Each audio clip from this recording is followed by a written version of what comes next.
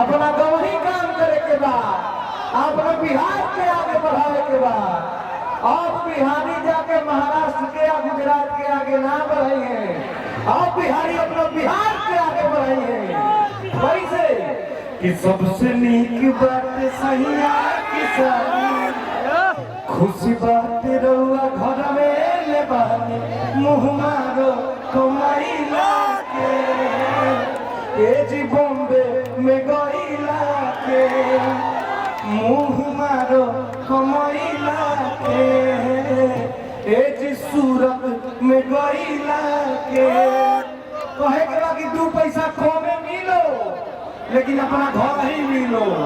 कहा भैया सही